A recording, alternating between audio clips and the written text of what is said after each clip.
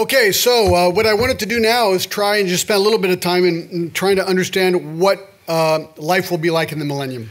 Ja, wir wollen uns mal ein bisschen vor Augen versuchen zu führen, wie das Leben im Millennium aussehen wird. I'd like to look at a couple of quick passages in the Old Testament. Und dazu schlagen wir einige Passagen im Alten Testament auf. And the question we need to ask ourselves as we read them. Und die Frage, die wir uns stellen, ist folgende, wenn wir diese Passagen lesen. Have we ever seen what we're going to read before in the history of the world? Haben wir das je irgendwo in der Weltgeschichte gelesen oder davon gehört, was hier beschrieben wird? Gibt es etwas Vergleichbares? And then secondly, ask ourselves the question, well, therefore, should this be interpreted literally or symbolically? Und infolgedessen, verstehen wir das jetzt wortwörtlich oder symbolisch? There's several, but let's just do two because we don't have time. Zechariah 14. Sacharja 14. We already looked at verse 3 and 4. This is when Jesus comes back and his feet touch the Mount of Olives. Das haben wir schon betrachtet, die Verse 3 und 4. Dort wird beschrieben, wie Jesus wiederkommt und mit seinen Füßen auf dem Ölberg stehen wird. And it says at the end of verse 4 that the mountain will be split in half. Und am Ende von Vers 4 lesen wir, dass der Berg in zwei Hälften gespalten wird. So just remember this. This is when Christ comes back. Hier wird beschrieben, wie es aussieht, wenn der Herr wiederkommt. So if there's a chronological sequence here, now let's read verse 8 and 9. Und es handelt sich wieder um einen chronologischen Ablauf und ich lese die Verse 8 und 9. You can go ahead and read those. Und es wird geschehen an jenem Tag, da werden lebendige Wasser aus Jerusalem fließen, zur Hälfte zum östlichen Meer und zur Hälfte zum hinteren Meer. Im Sommer und im Winter wird es geschehen. Und der Herr wird Könige über die ganze Erde, an jedem Tag und der Herr wird König sein über die ganze Erde. An jenem Tag wird der Herr einer sein und sein Name einer. Now verse 11 and 12. Die Verse 11 und 12. Und man wird darin wohnen und kein Bann wird mehr darin sein und Jerusalem wird in Sicherheit wohnen. Und dies wird die Plage sein, womit der Herr alle Völker plagen wird, die gegen Jerusalem Krieg geführt haben. Er wird eines jeden Fleisch verwesen lassen, während er auf seinen Füßen steht, und seine Augen werden verwesen in ihren Höhlen und seine Zunge wird in seinem Mund verwesen. Now verse 16. Vers 16. Und es wird geschehen, dass alle übrig gebliebenen von allen Nationen, die gegen Jerusalem gekommen sind, Jahr für Jahr hinaufziehen werden, um den König, den Herrn der Heerscharen anzubeten und das Laubhüttenfest zu feiern. And in verse 20 finally. Und Vers 20 noch zum Schluss. An jenem Tag wird auf den Schellen der Pferde stehen, heilig dem Herrn. Und die Kochtöpfe im Haus des Herrn werden sein, wie die Opferschalen vor dem Altar. I mean, what interesting verses, don't you think?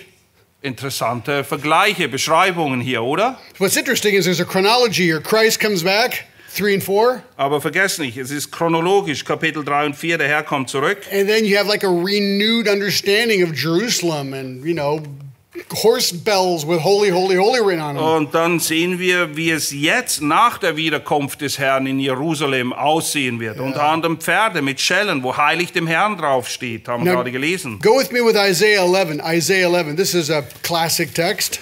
Jesaja 11, ein klassischer Text diesbezüglich.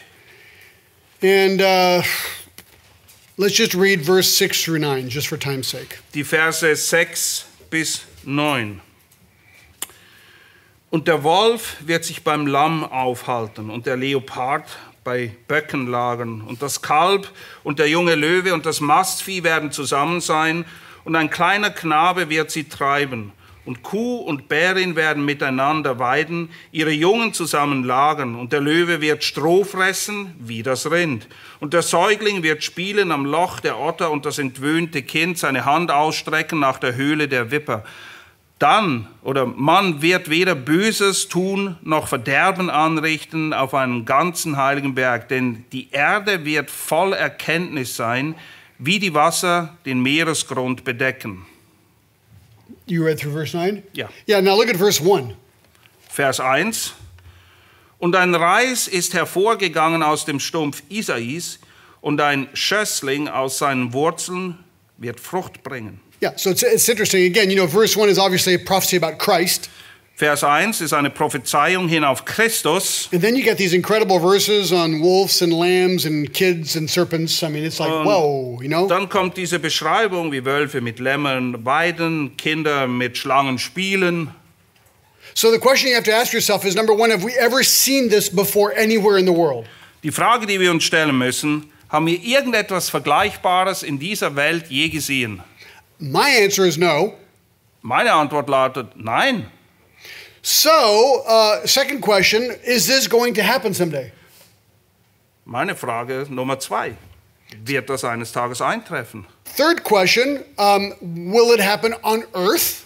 Dritte Frage, wird es hier auf der Erde eintreffen? Or is this just a vision of heaven? Oder ist das einfach eine Vision, eine Schau des Himmels? Should we take this literally or symbolically? Sollen wir das Wort wörtlich oder symbolisch verstehen hier? Well, that's all the questions, of course. Naja, das deckt so ziemlich alle Fragen ab, die es zu stellen gilt. So let's take these questions one by one and just try and answer them. Naja, und wir wollen sie eine für andere abarbeiten jetzt. So I'm going to start at the number 1 here. I think you've got the questions listed, don't you? Yeah, okay. So, some we've already answered. Why will there be a 1,000-year period on earth called the millennium? Frage Nummer 1. Warum gibt es überhaupt ein tausendjähriges Reich, was Millennium genannt wird auf dieser Erde? Well, the answer is because of the Garden of Eden. Nun, die Antwort ist wegen dem Garten Eden. See, there was once a similar time on earth in the Garden of Eden. Es gab eine Zeit, die war dem Millennium ähnlich. Das war die Zeit im Garten Eden. Yeah, I mean, God's original plan was to create a perfect earth with perfect people.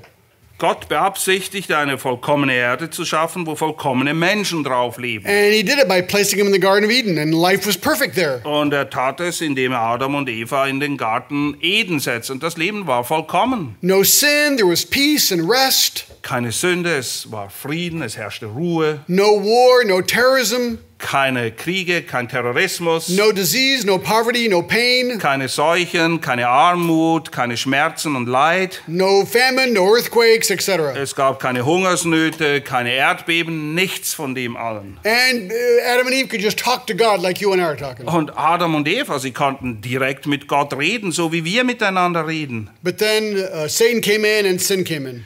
Aber dann kam der Satan und mit ihm die Sünde in diese Welt. And everything was cursed. Und alles war plötzlich unter dem Fluch. And we live in a cursed world. Ja, wir leben heute in einer Welt unter dem Fluch. It's kind of logical to think that we will see a Garden of Eden again. Und irgendwie drängt sich der Gedanke auf, dass wir wieder etwas sehen werden, vergleichbar mit dem Garten Eden. It's a return to the idyllic world. Es ist eine Rückkehr zu einer vollkommenen Welt. In Romans 8, it seems that Paul is referring to this. Und in Römer 8 scheint Paulus auch davon zu schreiben. In verse 19 through 22. Römer 8, 19 bis 22. And you can maybe just verse 20, well, yeah, 19 through 22, yeah. Verse 19 bis 22. Denn das sehnliche Harren der Schöpfung wartet auf die Offenbarung der Söhne Gottes. Denn die Schöpfung ist der Nichtigkeit unterworfen worden, nicht freiwillig, sondern dessentwegen, der sie unterworfen hat, auf Hoffnung, dass auch die Schöpfung selbst freigemacht werden wird von der Knechtschaft des Verderbens zu der Freiheit der Herrlichkeit der Kinder Gottes. Denn wir wissen, dass die ganze Schöpfung mitseufzt und mit ihren Geburtswehen liegt bis jetzt. So it's just kind of interesting to see that it makes sense that there would be the past Garden of Eden and a new Garden of Eden on earth. Es scheint auf der Hand zu liegen. Hier war der ehemalige Garten Eden und es gibt einen zukünftigen Garten Eden. But it still won't be perfect because we saw there will be Gog and Magog at the end, but it was close to it. Naja, aber es ist noch nicht ganz vollkommen, denn es gibt im Tausendjährigen Reich doch noch Gog und Magog. Okay, number 2, who will be absent from the millennium? Frage Nummer 2. Wer wird nicht dabei sein im Millennium? Well, Satan, the Antichrist, and the false prophet. Satan, der Antichrist und der falsche Prophet. And all the unsaved of the world. Und all die Unerretteten der Erde. Number 3, who will be present in the millennium? Nummer 3. Wer wird dabei sein im Millennium? people with physical bodies. Menschen mit tatsächlichen, echten Leibern. In chapter 19, verse 20 and 21, In Kapitel 19, die Verse 20 und 21, it says they were thrown alive in the lake of fire. heißt es, dass sie lebendig in den Feuersee geworfen wurden. Since all non-Christians will be destroyed at the return of Christ, Da alle, die nicht gläubig sind, verurteilt werden, wenn Jesus wiederkommt, Christians will not be destroyed. gilt das für die Christen, für die Gläubigen eben nicht. So they are the ones who are alive on earth at the time of Armageddon. Sie sind diejenigen, die lebendig sind zu der Zeit, wo die Schlacht zu Armageddon stattfinden wird. Who will enter the millennium with their physical bodies. Und diese werden mit ihren physischen Leibern ins Millennium eingehen. I believe this will include all of Israel at the time. Ich glaube, dass ganz Israel, das zu dieser Zeit noch existiert, auch ins Millennium eingehen wird. Romans 11:12 says something interesting. Römer 11, Vers 12, dort lesen wir etwas sehr Interessantes. Wait a minute, 11, 12, and 26. Well, let's just go with 26. It might be a little easier. And thus all Israel will be saved. Dort heißt es, und so wird ganz Israel errettet werden, wie geschrieben steht. It looks like it's at this time that there will be a national revival of the Jews and Israel left in Israel at the time. Und es scheint, dass sich das auf die Zeit bezieht, wo Israel als Nation Errettung erleben wird, um dann eben ins Tausendjährige Reich einzugehen. So believing Jews and believing non-Jews will, who are alive, they will not have been killed, enter into the millennium. Das heißt, alle Gläubigen, ob sie nun jüdische Herkunft sind oder nicht, alle, die glauben, werden ins Tausendjährige Reich eingehen mit einem physischen, tatsächlichen Leib. Now these people will still have families and they will have children. Die Leute werden immer noch Familien haben, man wird Kinder kriegen. And they will repopulate from generation to generation for 1,000 years. Und von Generation zu Generation werden sich die Menschen auf der Erde vermehren. Now it looks like there will be people there also with glorified bodies. Es scheint aber, als würde es dort auch Menschen geben, die bereits einen Auferstehungsleib, einen verherrlichten Leib haben. Daniel 7 talks of the Old Testament believers. Daniel 7, dort lesen wir von den alttestamentlichen Gläubigen. But remember in chapter 19 verse 4, we come back with Christ. Aber erinnert ihr euch, in Kapitel 19, Vers 4 wird beschrieben, wie wir, die neutestamentlichen Gläubigen, mit Christus wiederkehren, um auf der Erde zu And herrschen. so we'll be here with our glorified bodies, 1 Corinthians 15. 1. Korinther 15 beschreibt das, dass wir wiederkommen mit unserem Auferstehungsleib. And so we will somehow be reigning with these glorified bodies. Und irgendwie wird Gott oder Christus uns mit einbeziehen in seine Herrschaft, wenn wir mit ihm zurückkommen mit diesen Auferstehungsleibern. And in Matthew 19:28, Jesus talks to the apostles. In Matthäus 19, 28 spricht Jesus zu den Aposteln. And he tells them that you shall sit upon 12 thrones judging the 12 tribes of Israel. Und dort heißt es, ihr werdet aber auf 12 Thronen sitzen und die 12 Stämme Israels richten. So the apostles will be there. Die Apostel werden also auch dabei sein. That'll be cool. We'll be able to go talk to them, I guess. Das ist eine tolle Sache. Stell dir vor, du kannst mit den Aposteln reden dann. So there are people with their physical bodies here. Also es gibt Leute, die haben einfach ihren irdischen, physischen Leib noch. And people, Christians, with their glorified bodies. Aber es gibt auch Christen, die mit dem Herrn zurückkommen, die bereits einen Auferstehungsleib haben. So what will the political condition of the millennium be? Number 4. Wie wird die politische Szene aussehen während dem Millennium? I'm not going to give you all the verses, but I'll refer to them. Ich werde nicht auf alle Verse eingehen. So first of all, Jesus will be the king and reign in Jerusalem.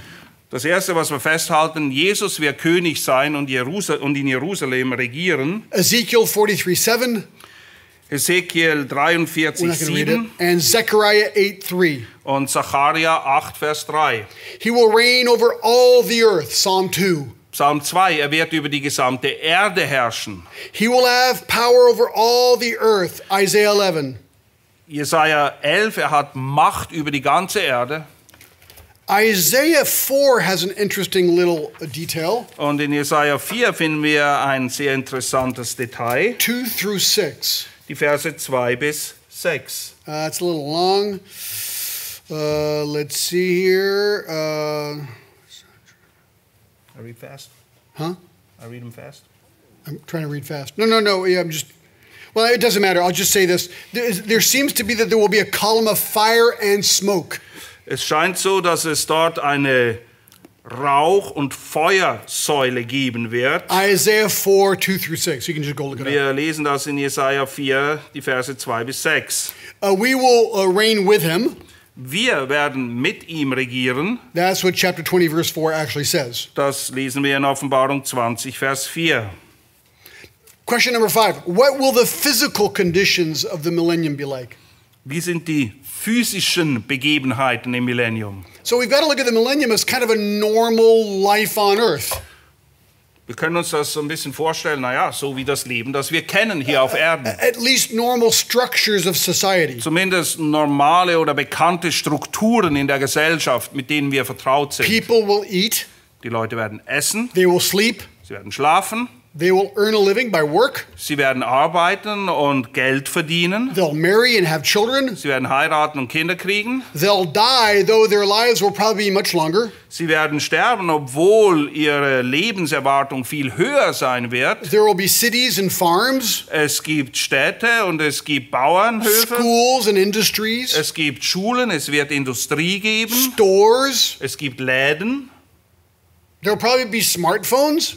vielleicht gibt es sogar, I hope not, Handys. Well, maybe Well, there'll be something glorified cooler. Handys, They'll be ja. cooler, Also way es sind cooler, natürlich- okay? Ja, coole Handys gibt es dann im Tausendjährigen Reich. We're going to be there and go, iPhone 12?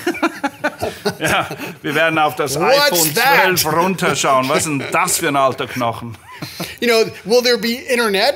Why not? Maybe way better, maybe G18 by then. Vielleicht gibt es ein G18 Internet dann im Millennium, wer weiß. Will there be means of transportation, airplanes and trains and cars? Gibt es Transportmittel wie Flugzeuge, Bahn, Autos? Nuclear power plants? Gibt es Atomkraftwerke? I mean, it's going to be similar to our life today. It's just the millennium. Es wird sehr ähnlich sein wie das Leben, das wir jetzt kennen, einfach im Tausendjährigen Reich. The biggest difference, it'll be like the earth will be one big church service.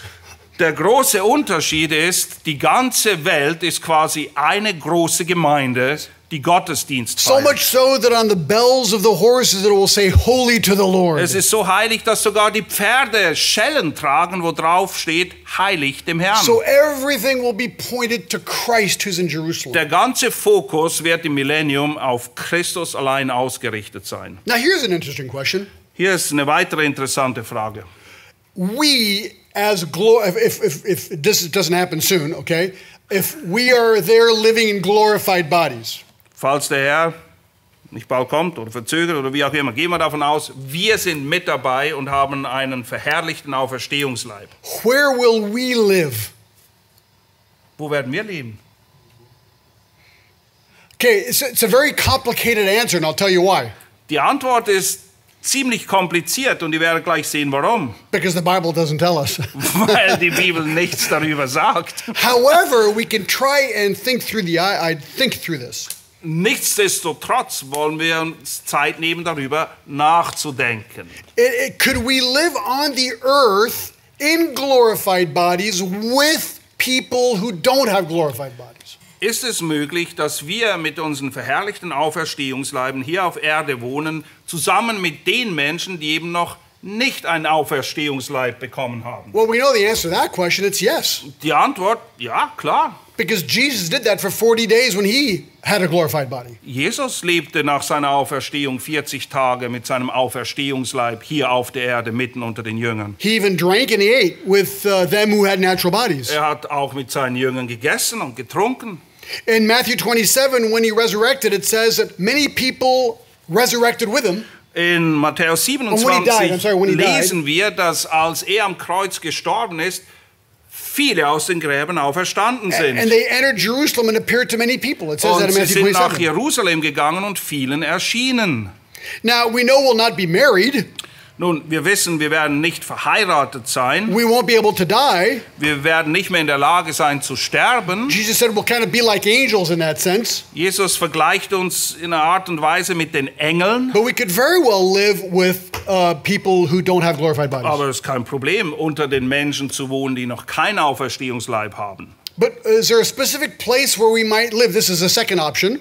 Aber gibt es einen spezifischen Ort, wo wir wohnen, wo wir zu Hause sind? Well, in Revelation 21:2, we'll see this later. It says, "And I saw the holy city, the new Jerusalem, coming down out of heaven." Nun, in Kapitel 21 lesen wir von der neuen Stadt, das heilige Jerusalem, das aus dem Himmel herabkommt auf die Erde. Now, some people feel that this new city already exists because it only just comes down from heaven. Einige Leute denken, dass es diese neue Stadt bereits gibt. So the New Jerusalem is like the capital city of heaven. Und dieses neue Jerusalem ist quasi die Hauptstadt des Himmels. And Jesus said that he was going to go and prepare for us a place in John 14. Und in Johannes 14 verspricht Jesus den Jüngern ja, dass er hingeht, um eine Stätte für sie zu bereiten. We'll look this in more in detail when we get to chapter 21. In Kapitel 21 werden wir noch mehr darauf eingehen. But some people think that this city, the New Jerusalem, will be hovering somewhere over the earth. Einige stellen sich das so vor, dass dieses neue Jerusalem, diese Stadt irgendwie über der Erde schwebt. And kind of like in Star Trek, we can beam up and beam down. Und wie in Star Trek oder anderen Filmen kannst du dich dann rauf oder runter beamen. That's going to be kind of cool. Das wäre eigentlich ganz cool, If that's the answer. wenn das die Antwort wäre. The third option is that we will be living in heaven. Die dritte Option ist, wir wohnen im Himmel. But we will be able to move from heaven to earth instantaneously. Aber wir können in einem Augenblick vom Himmel auf die Erde und von der Erde wieder zurück in den Himmel. So there are your options. Das sind die Möglichkeiten. What we do know is that the lives of people will be long during the millennium. Was wir aber wissen ist, die Leute im Millennium werden lange leben. Before the fall, and we see this right after the fall, the lives of patriarchs were very long. Wir sehen nach dem Sündenfall, die Patriarchen, sie haben lange gelebt, einige über 900 Jahre. Adam lived 930 years. Adam hat 930 Jahre gelebt. Methuselah 969. Methusalem sogar 969 Jahre. But Psalm 90 says that the most robust now lives 70 or 80 years. In Psalm 90 werden wir aber erinnert, dass ein biblisches Alter 70, 80 Jahre beträgt. But in Isaiah 65, Aber in Jesaja 65 it says, verse 20. See, my verses are off. Go to verse 20 here. Jesaja 65, Vers 20.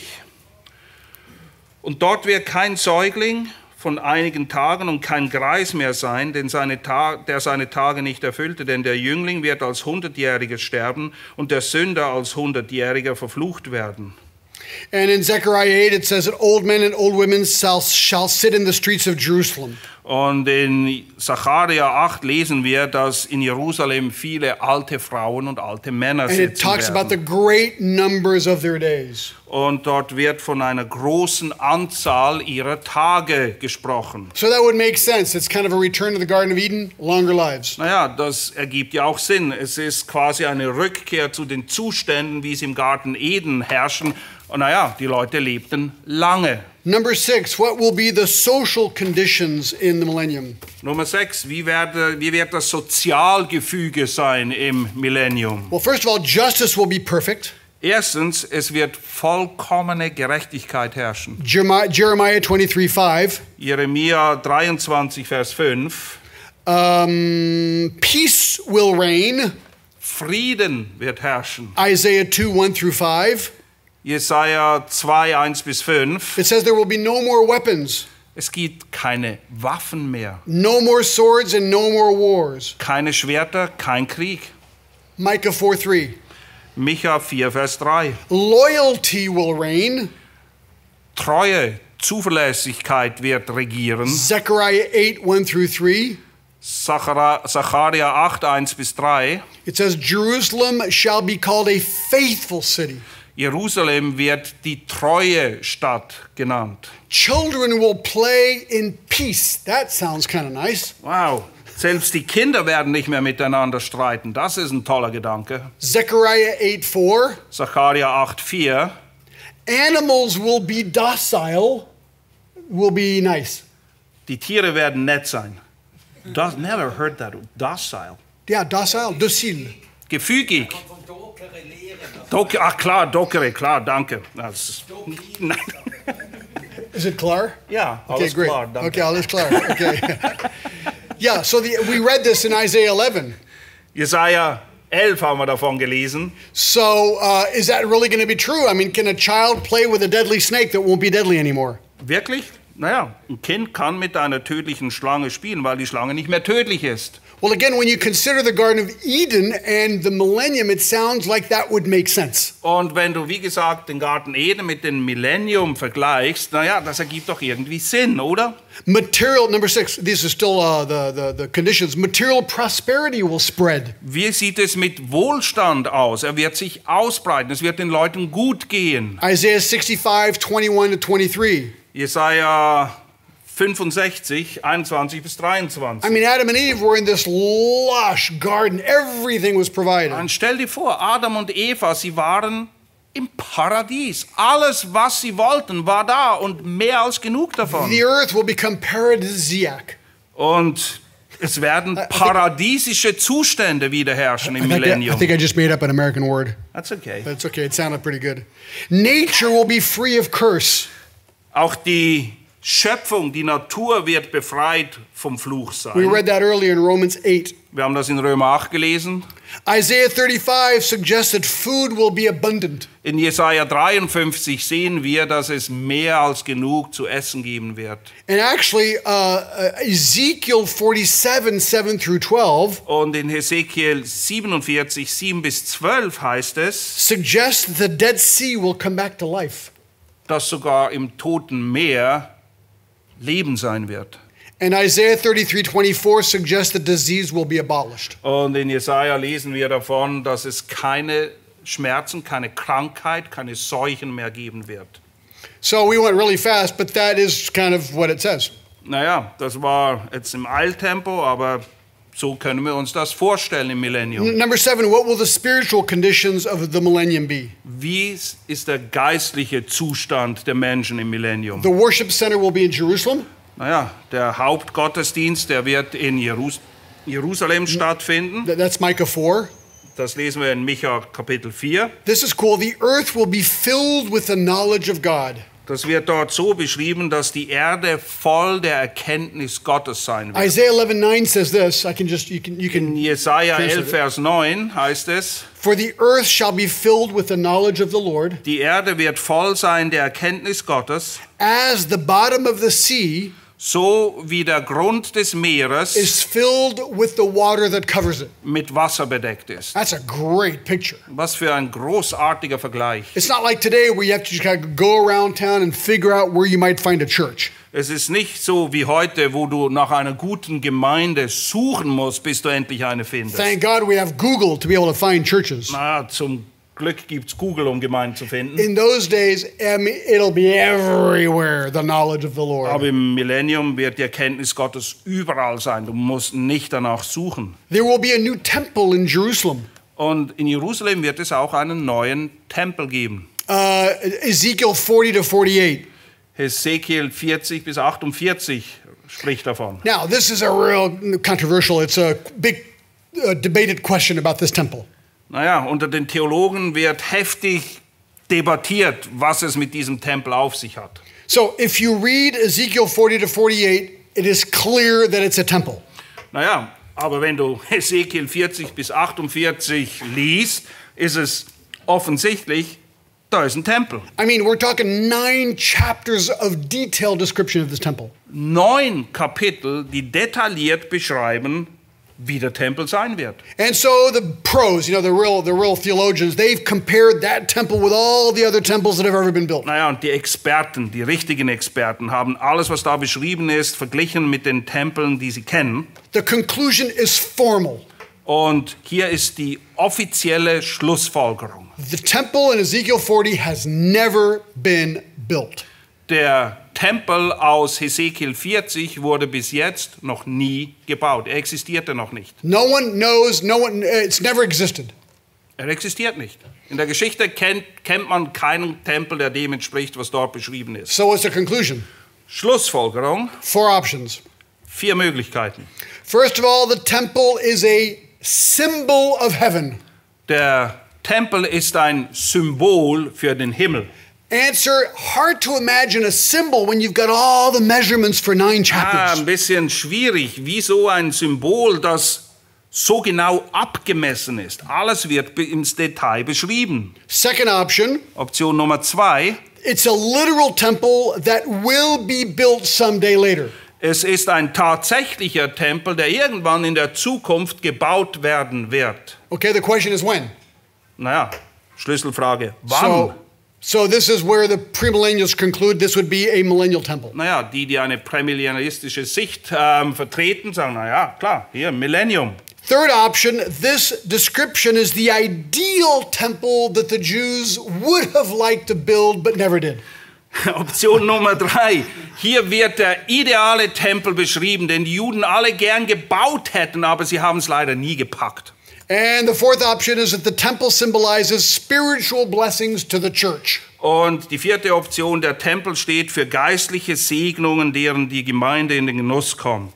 I mean, the problem with a symbol, as we said earlier, is Das Problem mit einer symbolischen Auslegung, und wir haben das schon betrachtet, ist folgende. we can conclude it's a symbol if it clarifies the text. Naja, ein Symbol kann es nur sein, unter anderem, wenn es mehr Licht, mehr Klarheit bringt, um den Text zu verstehen. Well, 9 chapters of detail symbol doesn't really clarify the text. Und 9 Kapitel symbolische Details ist nicht wirklich hilfreich, um den Text besser zu verstehen, oder? So how do we answer? What's the right solution? Was ist die richtige dieser 4 Optionen?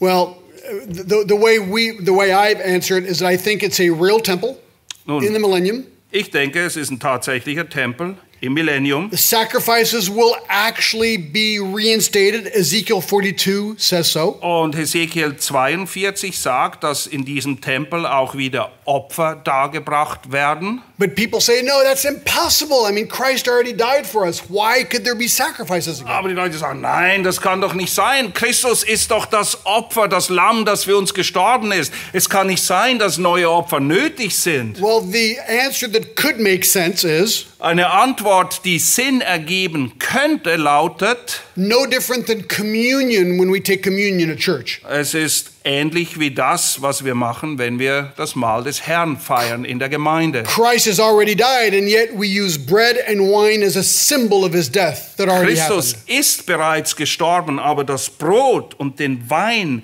erinnern uns bildhaft an das, was geschehen ist. So is it impossible to imagine that true sacrifices of Es animals ist absolut unmöglich, sich vorzustellen, dass in diesem Tempel wirklich wieder Tiere geopfert werden. could have a commemorative aspect of the work of Christ? Und es könnte doch sein, dass das geschieht, um eben zu bedenken, als Erinnerung an das Opfer, das Christus gebracht hat. I will give it to you that could be complicated to land on.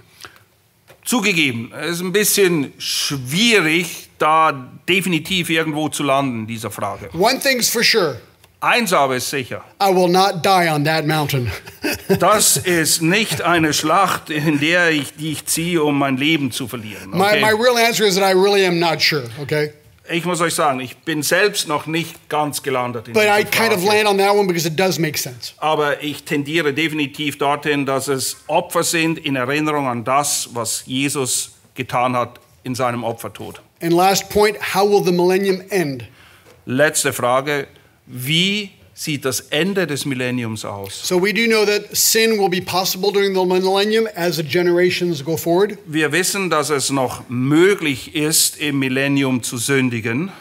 The devil will be released for a time at the end of the 1,000-year reign. We saw that. Und wir haben gelesen, dass am Ende der 1000 Jahre der Teufel für eine kurze Zeit freigelassen wird. All this is in Revelation 20. The enemies of Christ will gather to wage war against him one last time. Und am Ende des Tausendjährigen Reiches wird der Teufel mit einer großen Masse von Menschen nochmal Krieg führen. This is called Gog and Magog 20 verse 8. Das ist in Offenbarung 20, Vers 8 genannt Gog und Magog. The attack will be launched against Jerusalem. Und der Angriff gilt Jerusalem.